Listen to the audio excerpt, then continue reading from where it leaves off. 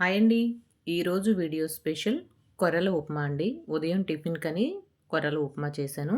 అది టేస్టీగా, హెల్తీగా ఎలా చేసుకోవాలో మనం ఇప్పుడు వీడియోలో చూసేద్దాం. ఇది లంచ్‌గా అయినా చేసుకోవచ్చు, టిఫిన్‌కైనా, డిన్నర్‌కైనా చేసుకోవచ్చండి.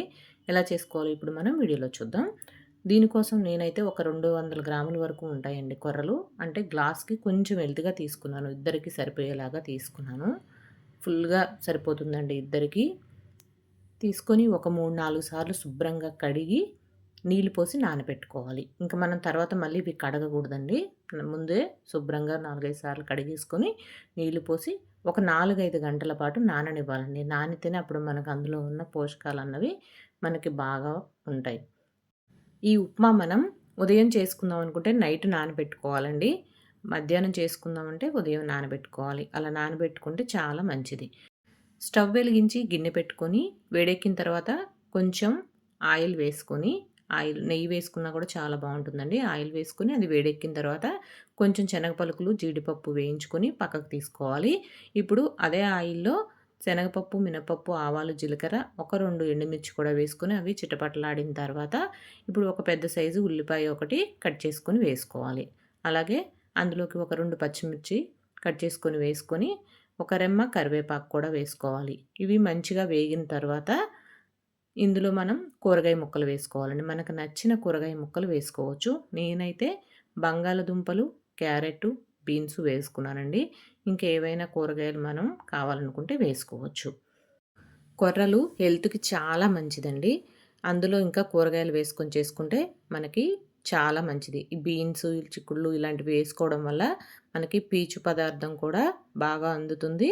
హెల్త్‌కి కూడా చాలా మంచిది.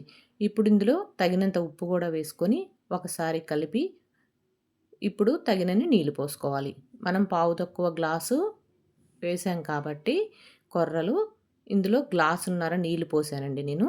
ఎందుకంటే ఇంకొక అర గ్లాసు మనం కొర్రలు నానబెట్టుకున్న నీళ్లు వేసుకోవాలి.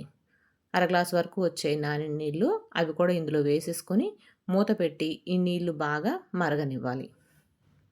మొత్తం 2 గ్లాసులు నీళ్ళు వరకు వేసానండి. ఇలా బాగా మరిగిన తర్వాత మనం నానబెట్టుకున్నటువంటి కొర్రలు ఇప్పుడు ఇందులో వేసుకోవాలి. వేసుకొని మూత పెట్టి మీడియం ఫ్లేమ్ పెట్టి ఉడికించుకోవాలండి. త్వరగా అయిపోవాలి కదన హై ఫ్లేమ్ పెట్టొద్దు. మీడియం ఫ్లేమ్ పెట్టుకొని ఉడికించుకోవాలి.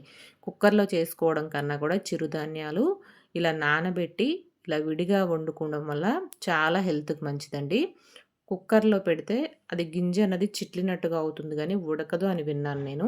అందుకే ఇలా విడిగా వండుకుంటే చాలా మంచిది. బాగా ఉడుకుతుంది. కొర్రలు త్వరగా ఉడకవు కూడానండి. కొంచెం లేట్‌గానే ఉడుకుతాయి. అందుకే మనం మధ్య మధ్యలో కలుపుకుంటూ, చూసుకుంటూ మంచిగా ఉడికించుకోవాలి మూత పెట్టి.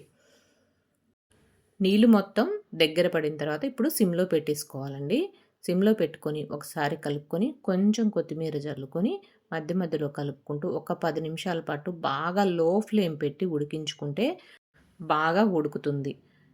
చాలా మెత్తగా ఉడుకుతుందండి. మనం పావు తక్కువ గ్లాసు కొర్రలకి 2 గ్లాసులు నీళ్లు వేస్తే కరెక్ట్‌గా సరిపోతుంది. ఇలా లో ఫ్లేమ్ పెట్టి ఉడికించుకోవడం వల్ల చాలా బాగా కూడా ఉడుకుతుంది.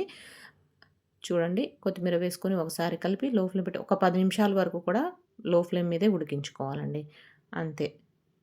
ఇది కూరతో తిన్నా బావుంటుంది. లేదా ఉత్తిదైనా తినేయొచ్చండి. ఎందుకంటే మనం అందులో కూరగాయ ముక్కలన్నీ వేసాం కాబట్టి ఉత్తిది కూడా తినడానికి చాలా బావుంటుంది. అయితే ఇది వేడి వేడిగా తింటేనే టేస్ట్ చాలా బావుంటుందండి. చల్లారితే కొంచెం గట్టిపడినట్టుగా అవుతుంది. మనం బాగా మెత్తగా ఉడకపెట్టాం కాబట్టి మన రైస్‌లా పొడి పొడిలాగా ఉంచుకొని వేడి వేడిగా తింటే చాలా బావుంటుంది. పైనుంచి కొంచెం నెయ్యి కూడా వేసుకొని మనం వేయించి పక్కన పెట్టుకున్నటువంటి జీడిపప్పు, శనగ పలుకులు కూడా వేసుకొని మరొకసారి బాగా కలిపి ఇది నేను అల్లం చట్నీతో చేశానండి. చాలా బావుంది. సూపర్‌గా ఉంది. అల్లం చట్నీ ఇది కాంబినేషన్ సూపర్‌గా ఉందండి. ఓకేనండి. ఈ వీడియో గనుక నచ్చినట్టయితే లైక్ చేయండి, షేర్ చేయండి, సబ్స్క్రైబ్ చేసుకోండి. Thank you. బాయ్ అండి.